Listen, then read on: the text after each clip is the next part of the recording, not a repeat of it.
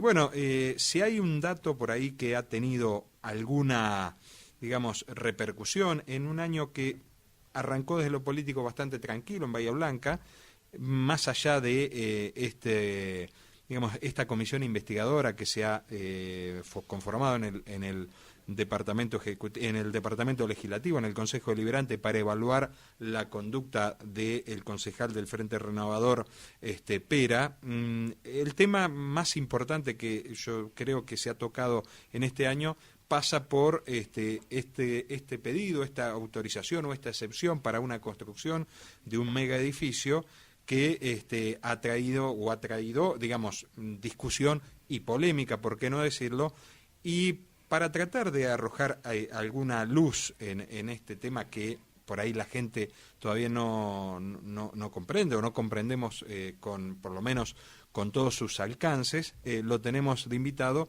al arquitecto José María Cingoni, un especialista, hombre que ha tenido entre varias materias en su currículo el haber sido el director de ¿cómo se dice? El planeamiento urbano, ¿no? El planeamiento estratégico. Sí.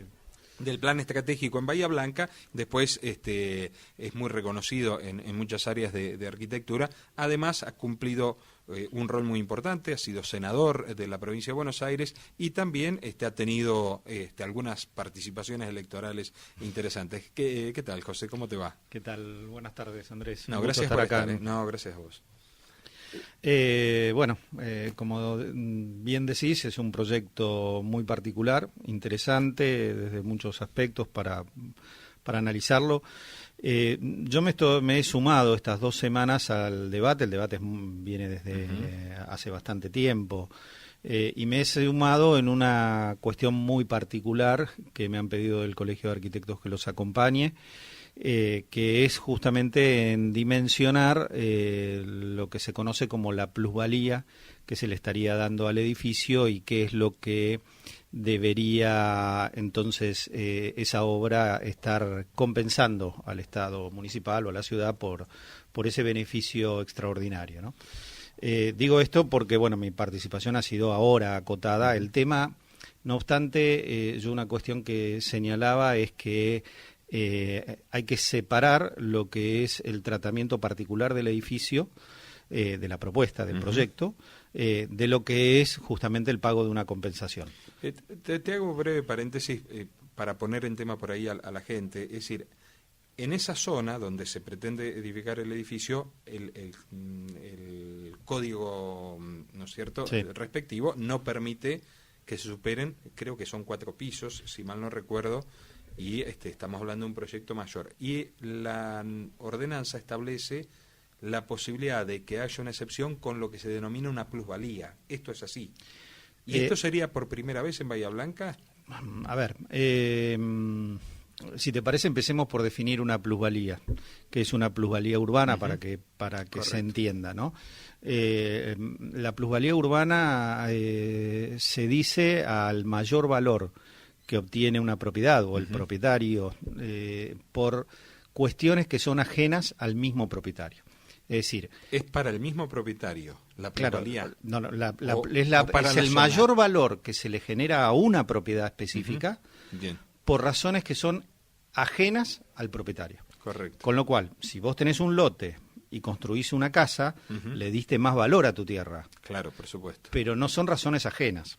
Ahora, si el Estado te hace una avenida o te hizo un parque enfrente de tu casa, eso le da posiblemente más valor a tu propiedad y por lo tanto el Estado puede recuperar parte de esa valorización que generó en la propiedad. Este es un concepto general, ¿no es cierto? Eso es una definición, si querés, de cómo se trabaja el tema de plusvalías urbanas en el mundo. Bueno, cuando uno dice en el mundo, podemos decir Estados Unidos, podemos decir España, Inglaterra, Colombia, Brasil, es decir, países del mundo occidental desarrollado y en vías de desarrollo.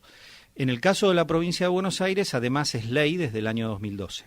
Por lo tanto, hay un marco jurídico que, si bien es cierto, como se decía en el Consejo, no existe una ordenanza que regule, que especifique bien esto, sí hay una ley, que la ley es muy clara, que nunca está de más ser más claro y más preciso sobre todo, pero la ley es muy clara y que establece algunas pautas mínimas, ¿no?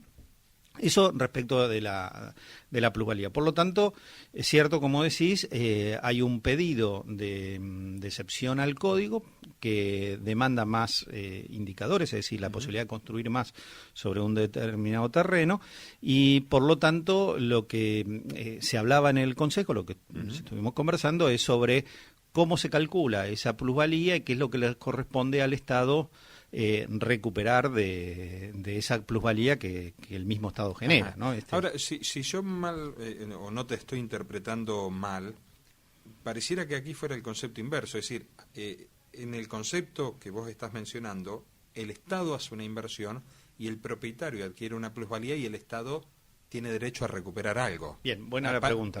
Digo, a ver, claro, por ejemplo, yo tengo mi casa, viene el Estado, me hace un asfalto, al cual obviamente yo voy a pagar el asfalto, pero además podría generarse una plusvalía por encima del valor del asfalto. A ver, bueno, a ver, para ser claro, hay tres formas grandes en cómo el Estado le genera valor a las propiedades y tiene la capacidad de recuperar parte de ese valor. Una es cuando transforma, y esto es lo que dice la letra de la ley, no solamente los conceptos, sino la letra de la ley. Una es cuando transforma área rural o área complementaria, en la cual no se puede construir, ¿sí? No es ciudad, ¿sí? Pero cuando la transforma administrativa en área urbana, es decir, que la habilita para construir, ese es uno de los casos. Otro caso es el que vos decías, es decir, cuando hace una obra pública que le genera valor a las propiedades, ahí también puede capturar parte de ese valor, pero con la salvedad de que si cobró la obra por mejoras, entonces no puede. Es decir, el Estado tiene que elegir o la cobra por contribución por mejoras, que es lo tradicional, o la cobra por contribución por valorización. Bien. ¿Sí? Esto lo podemos explicar, entrar en detalle, pero es fantástico que uno tenga la alternativa esa. Y la tercera opción, que es la que se da en este caso, es cuando el Estado genera una mayor normativa, es decir, autoriza más metros cuadrados que los que el código dice, o cambia un uso, por ejemplo, un uso residencial y de repente acepta un uso comercial, entonces ahí se genera un valor plus, entonces el Estado tiene legalmente la capacidad de cobrar parte de esa valorización. Bien, este sería el caso. Este sería el caso. Correcto. Ya yendo específicamente a este tema, ¿qué dificultad le estás viendo vos, que has estudiado el tema? Es decir, a la normativa, al mecanismo de cómo establecer ese valor de plusvalía. A ver, y pregunto, y también otra pregunta, porque he escuchado por ahí, en más de una oportunidad, el tema de decir que por ahí la compensación, que es una obra de pavimentación en lo que es la avenida del Sexcentenario, ¿no es cierto? Sí.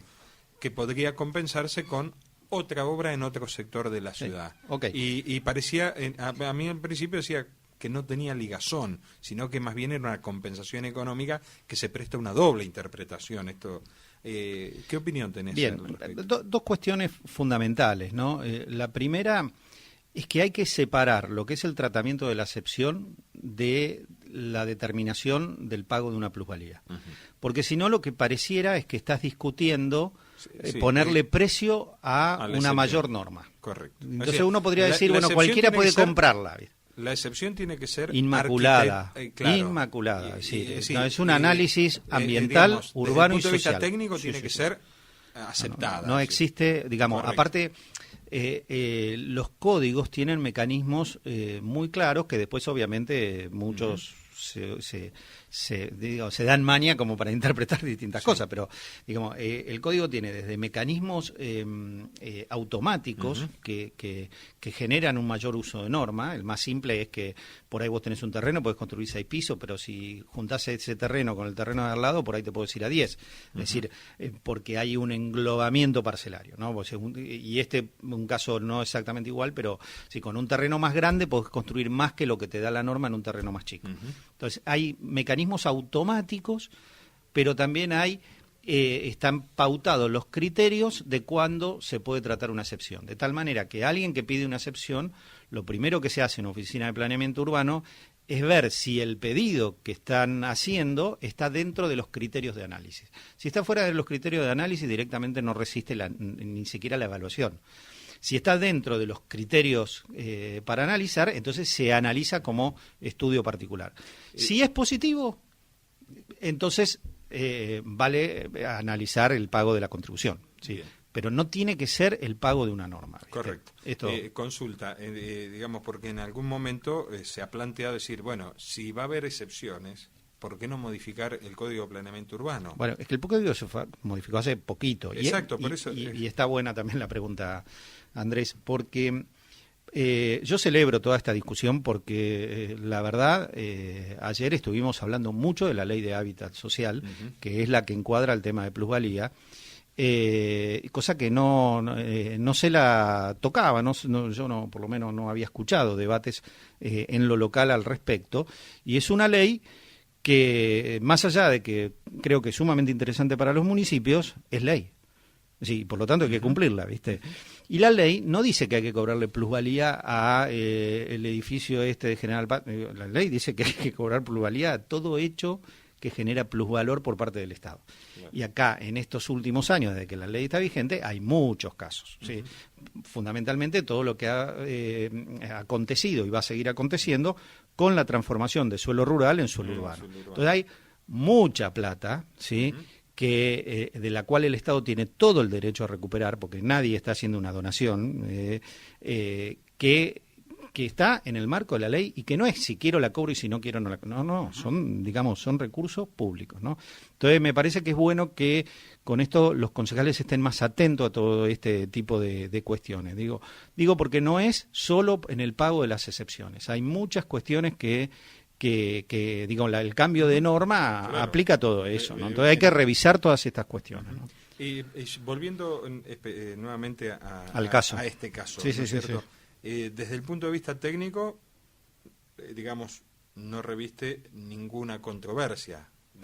Bueno, yo no voy a opinar desde lo técnico porque, digamos, hay una comisión, digamos, hay funcionarios del área de planeamiento, hay una comisión, etc. Vos me preguntás como arquitecto, a mí me parece, y así de mirar dibujos muy a lo rápido, me parece interesante tener un edificio de esas características en un borde interno de la ciudad donde se conjuga, donde se articula el macrocentro con la primer periferia, con el arroyo, con las vías. Digo, desde ese punto de vista es un lugar piola. Y el lugar elegido, es decir, el desarrollo hacia el lado hacia la zona de la Estación Sud, claro, digamos, es un área que debe ponerse el énfasis. Exactamente, esa es la otra cuestión. Desde lo económico, vos pensás que la ciudad es como una plastilina, ¿no? Es decir, si nosotros logramos que exista una mayor intención de residencias en una zona como esa, lo que hace es le bajás la presión a otras zonas, como puede ser la de un barrio universitario, claro, ¿entendés? Claro. Si no, siempre concentrás toda todo en un mismo lado. O sea, abrir el mercado inmobiliario es bueno. Este gobierno lo ha intentado en esta zona también, es decir, con el asfalto de Parchape. Es decir, me parece que el proyecto aporta. Hay otros empresarios que también han invertido en el lugar en los últimos 10, 15 años, claro. Por caso algunos edificios de vivienda que están ahí cerca. Es decir, me parece que desde ese punto de vista también es bueno, pero bueno, hay otros que son los especialistas que hoy tienen que opinar, ¿no? Que creo que ya han opinado por otro lado. Favorablemente, sí. Favorablemente. Sí, hoy entonces... Y hay una ruina, este también es un dato. Claro. Es decir, hoy... No es que hoy hay una ruina, hace 40 años que hay una ruina, claro. Un edificio que fue desmantelado a propósito para justamente que no pueda competir con los que lo habían comprado, que son de otra ciudad, claro. Y bueno, eso, tener una ruina tan cerca del centro no es bueno, ¿no? Por supuesto. Hoy la controversia está fijada, a tu juicio, en el monto y en la forma de la compensación. Sí, yo creo que no es una controversia. Estos son temas que son muy de especialistas y son muy nuevos en nuestro país.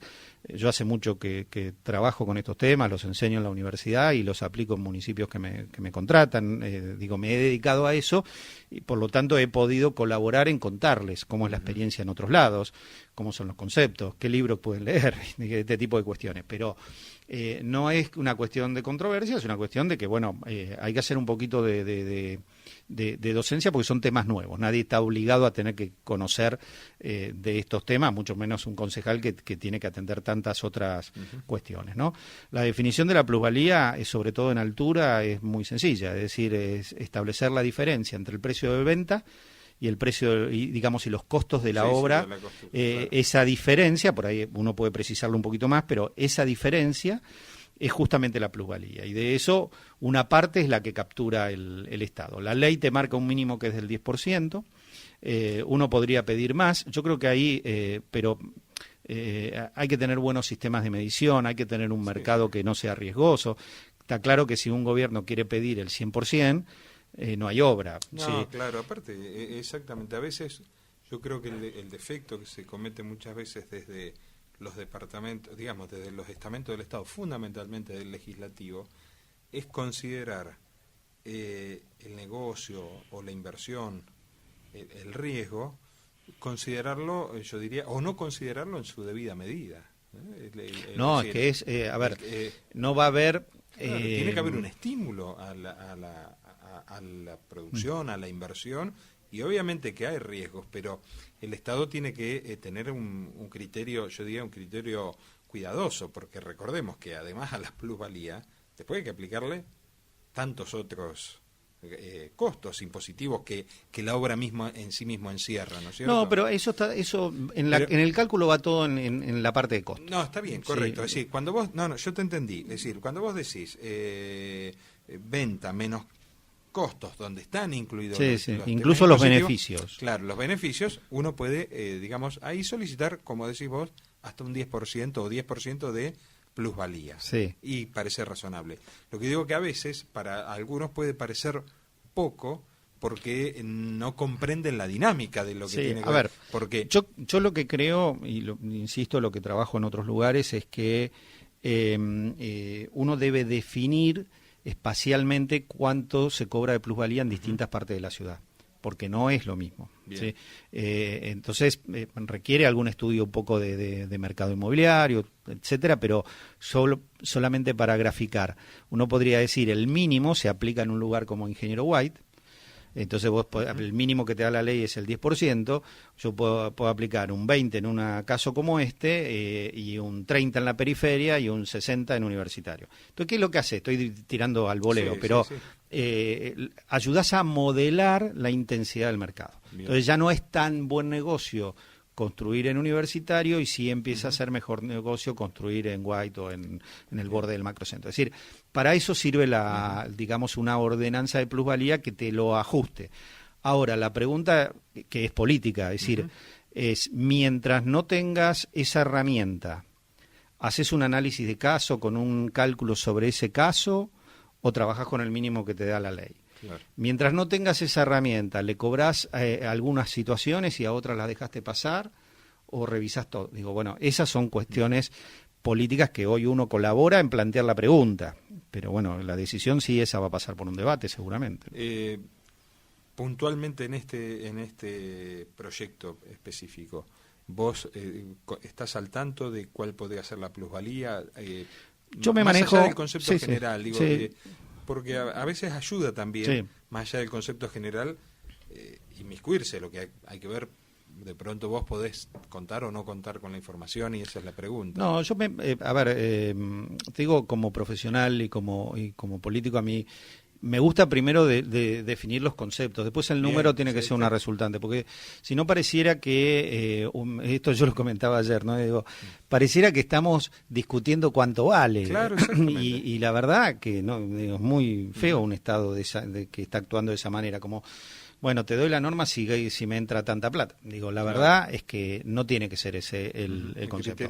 No obstante, yo me comprometí a colaborar con los colegios profesionales en hacer el cálculo lo conceptual y consecuentemente la resultante del número. Son números importantes porque es un número importante de metros cuadrados lo que pide, ¿no? Sí.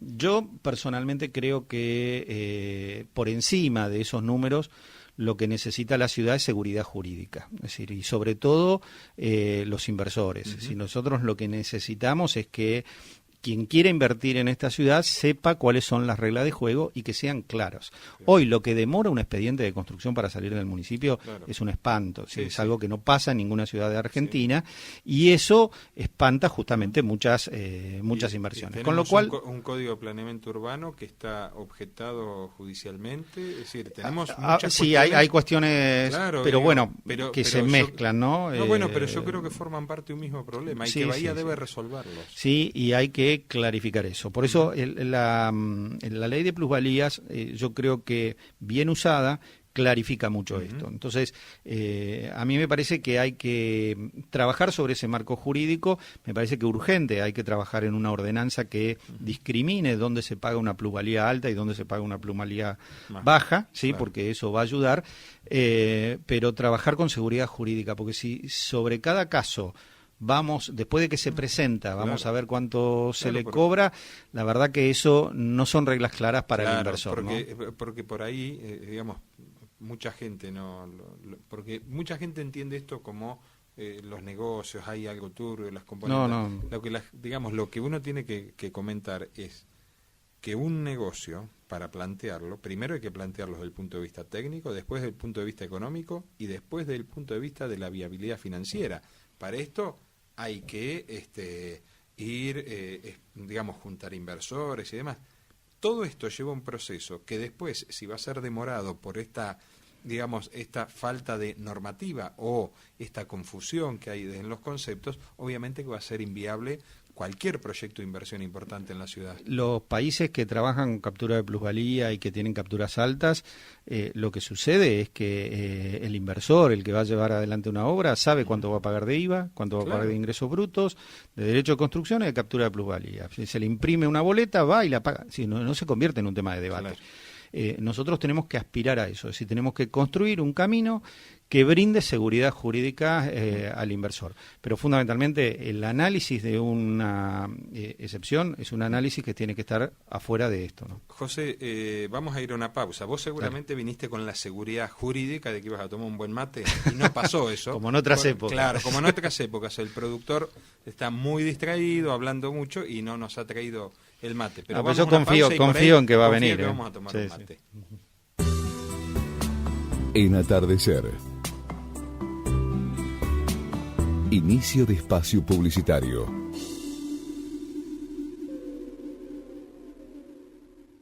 Envíos más rápidos y con mayor seguridad. FG Transportes. Correo privado, sobres, servicios de bolsín, encomiendas, servicios logísticos y cargas generales. Capital Federal, Buenos Aires, La Pampa, Río Negro, Neuquén. Servicio las 24 horas. Rapidez y seguridad. FG Transportes. Darwin 416 456 2465 456 2465. Safari San Miguel. A pocos kilómetros de la ciudad de Bahía Blanca, un lugar único para pescadores. Excursiones guiadas a los mejores sitios de nuestra ría, para que el pescador obtenga piezas soñadas. Solo piense en pescar. Del resto nos ocupamos nosotros. Safari San Miguel, kilómetro 749, ruta 3 Sur. Como ciudad-puerto, nos conectamos diariamente con otros continentes, pero además estamos siempre cerca tuyo. Consorcio de Gestión del Puerto de Bahía Blanca. Realidad que proyecta y crece. Para vos, junto a vos. Si tomaste alcohol, tu tiempo de reacción se reduce a 1. Si tomaste alcohol, no manejes. Bahía Conduce. Gobierno de Bahía Blanca. Prestar Sociedad Anónima. Servicios financieros. Saavedra 81. Prestar. Mejorar el tránsito es fácil. Nunca, pero nunca, estaciones en doble fila. Respeta las señales. Todos somos responsables. Programa de movilidad sostenible para el microcentro de Bahía Blanca. Honorable Consejo Deliberante.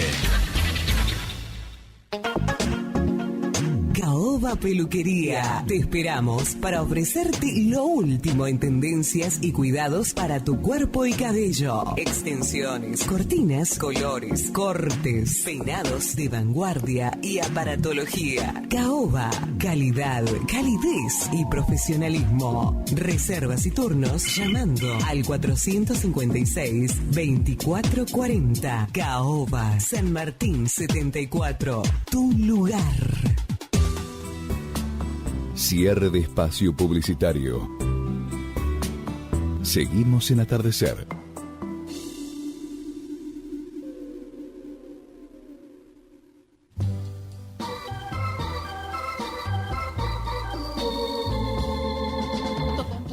www.apice.com. Continuamos en el 102.3 de Radio Paligüe en Atardecer.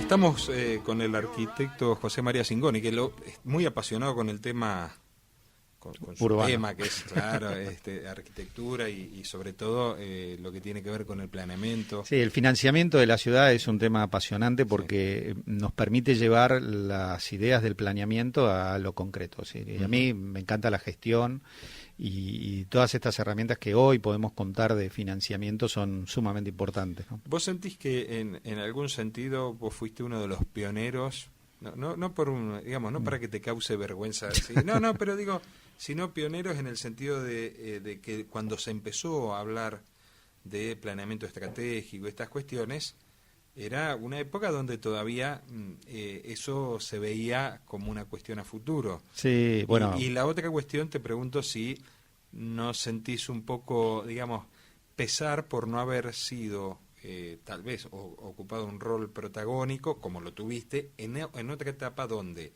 ya el planeamiento estratégico estaba más, digamos, más radicalizado, más instituido en la sociedad, y en años donde hubo muchos proyectos de inversión que a principio, que cuando te tocó por ahí en una época donde digamos había una crisis económica bastante importante. Sí, no siento pesar por eso, al contrario, viste, es como que me ha tocado en una etapa de crisis, como bien decís, trabajar en temas de planificación que te hace agudizar mucho más el ingenio. Como bien decís, la experiencia del Plan Estratégico Bahía Blanca fue de las primeras, junto con la de Rosario, la de Córdoba, luego vino la de Rafaela, pero estamos hablando del mismo año prácticamente. Claro. Reconocidos afuera, incluso en el año 2003 fuimos elegidos por el Programa de Naciones Unidas para el Desarrollo como una de las 100 buenas experiencias de gestión municipal en Latinoamérica. A mí eso me sirvió para estar desde hace unos años con la lista de expertos de Naciones Unidas en temas de desarrollo local y de gobiernos municipales, así que te imaginas que yo soy un eterno agradecido de aquellos años, de toda la gente con la que he trabajado y fundamentalmente de Jaime Linares, que me ha brindado siempre ese espacio en el cual desarrollarme, ¿no? Claro. Ahora te traigo a otro ámbito, porque no te es ajeno. Vos probablemente fuiste de la, digamos, desde lo técnico a lo político, sí, más allá de que siempre ha habido una interrelación. Y en vos, en las dos últimas veces que fuiste candidato, más allá de aquella en la que resultaste electo senador, pero cuando fuiste candidato a intendente y candidato a concejal, en los debates se notaba esta dualidad que, además de que manejabas muy bien, hacía, yo diría, alguna diferencia con muchos otros candidatos. Bueno, estamos en un año electoral. Desde tu partido, que es el GEN, que lidera a nivel nacional Margarita Stolbizer y que tiene referentes importantes aquí en Bahía Blanca, que son Jaime y Virginia Linares. ¿Cómo están, cómo están preparando este 2015, que es un año muy movido? Yo creo que antes de lo de Nisman, después de lo de Nisman, y creo que va a seguir movido por lo menos hasta marzo, abril seguramente. Sí, a ver, yo creo que con el entusiasmo que todo año político nos despierta a los que nos gusta la política y los que nos sentimos como personas de lo público, es decir, que defienden y que trabajan por lo público. Son años que siempre uno los ve distintos porque son años de oportunidades, desde para conversar con la gente, para debatir con las otras fuerzas, para proyectar, ¿sí? Con la particularidad para nosotros que la propuesta de UNEN es una propuesta que no avanzó como esperábamos, cada vez con más dificultades y que nos genera, bueno, un panorama obviamente de UNEN, mucha incertidumbre. podríamos decir que formalmente a nivel nacional desapareció. Bueno, yo no sé quién lo tiene que decir, pero está un poco a las vistas de todos, claro, ¿no? Sí, estamos en un barajar y dar de nuevo esto. Bueno, hay un... yo decía el otro día, ¿no? Pensábamos que habíamos crecido y era hinchazón, ¿no? Porque se nos fueron por varios lados, bueno, sí. Algunos quedamos y pareciera que es quedarte con las ideas de lo que uno quiere o tener que buscar el mejor postor, ¿no? Bueno... yo el otro día leí unas declaraciones de Jaime Linares, donde él justamente mencionaba esto, que UNEN es un espacio agotado y que frente a estos reposicionamientos, él entendía que había un sector de lo que viene a ser la centroizquierda o el progresismo que se podría decir que ha quedado vacío de representación y que por ahí se ensayaría una alternativa similar a lo que fue hace 4 años el Frente Amplio Progresista, donde obviamente ahí no estaría la Unión Cívica Radical, estaría el socialismo, estaría el GEN y otros espacios que constituyeron hace 4 años el FAP. ¿Entendés que este es el camino a nivel nacional y crees que este es el camino que se va a ensayar aquí en Bahía Blanca? A nivel nacional, yo estoy seguro que es el camino, es por eso que te hablaba de que era solo hinchazón, porque no hemos podido crecer en la medida de lo que nosotros creímos que estos acuerdos con otras fuerzas como el radicalismo nos iban a permitir hacerlo, con lo cual recuperamos este espacio original que nosotros teníamos. Los ubicó en el 2011 en segundo lugar en el país. Sí, hay condiciones distintas, tampoco uno puede. Claro, no, pero digo para sí. ubicarlo en contexto. Con lo cual, digamos, yo estoy con toda la tranquilidad de estar en un espacio en el que uno se siente cómodo, como decís, el de la centroizquierda, el progresismo. Sin duda que hoy, en el presente, no somos competitivos frente a los 3 candidatos que periodísticamente se los llaman presidenciables, ¿no? En lo local el panorama es diferente. Uno se conoce con los candidatos más allá de las fuerzas que representan. Nosotros estamos con más voluntad de poder integrar un frente que sea más grande, que involucre obviamente a sectores que son afines, como es el que lidera Raúl Boscov, que bueno, como digo, podemos tener algunas diferencias, pero sabemos muy bien que tenemos muchas similitudes y que por lo tanto podemos articular perfectamente, lo mismo que con el radicalismo, pero bueno, hay que ver cómo son los pasos que estas fuerzas también estén dando, ¿no? Está claro, a ver, ustedes han ya definido que un acuerdo con sectores del PRO, de Mauricio Macri, no. No, a mí personalmente me resulta difícil cuando uno ve lo que es la ciudad de Buenos Aires. A ver, la ciudad de Buenos Aires es linda y siempre fue linda, ¿sí? Es decir, buenas gestiones, malas gestiones, la ciudad de Buenos Aires, sobre todo para el que va de afuera, siempre es linda. Los que ya entendemos de gestión podemos ver cosas que nos gusten más o que nos gusten menos, que a los ojos del vecino no son tan buenas. Y más cuando uno se dedica a estos temas y ve lo que pasa en otras ciudades. Entonces yo cuando traslado, quizás lo hago mal, literalmente, algunas cuestiones de Buenos Aires a lo que pasa en Bahía, a lo que podría ser en Bahía, a mí no me gusta. Entonces a mí de repente estar al lado de una política como la que ha hecho Macri en Buenos Aires no me... digamos, no hay puntos de contacto. Sin embargo, no puedo decir que sus candidatos, como puede ser Héctor Gay, vaya a hacer eso. Digo, ¿no? Con Gay, la diferencia entre Gay y Boscoff es que con Boscoff sabemos su programa de gobierno, podemos ver qué coincidimos y qué no, mientras que con Héctor Gay nos conocemos de Bahía Blanca, de haber compartido reuniones por distintos roles, pero no conocemos su programa de gobierno, ¿no? Esta es un poco las diferencias. Y en el caso, bueno, ustedes, como mencionabas, están viendo la posibilidad de articular acuerdos, por ejemplo, con Boscoff, que eventualmente podría llegar a ser el candidato a intendente.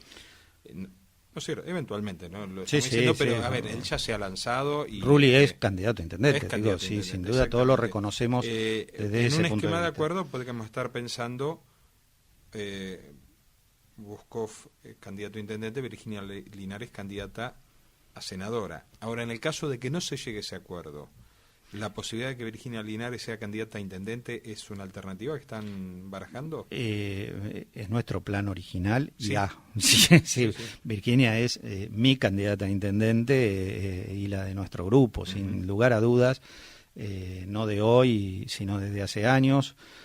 Trabajamos para eso, yo lo he dicho más de una vez y hasta me he recibido algún reto. Digo, yo me formo y busco experiencia para poder trabajar en el gobierno de Virginia Linares. ¿Sí? Pero reconocemos también que la situación de la ciudad requiere de que nos juntemos entre las fuerzas más afines para darle un cambio al destino que tiene esta ciudad, porque quienes gobiernan cada vez nos demuestran más que las medidas que se toman sobre la ciudad lo que hacen es alejarla de lo que fue Bahía Blanca en alguna época, ¿no?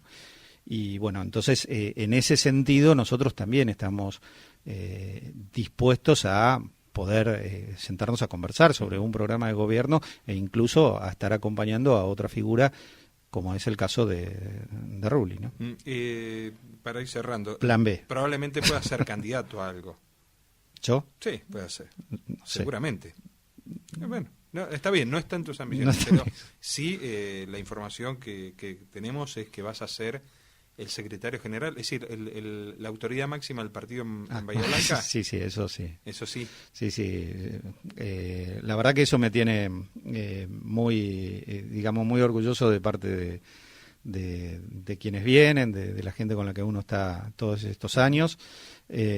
Bueno, es lo que yo quería de alguna manera, no exactamente con ese cargo, pero trabajar desde el partido para, bueno, mejorar la performance del partido y de los candidatos que tengamos, ¿no? José, muchas gracias. No, gracias a vos. El arquitecto José María Cingoni en este atardecer de 2015.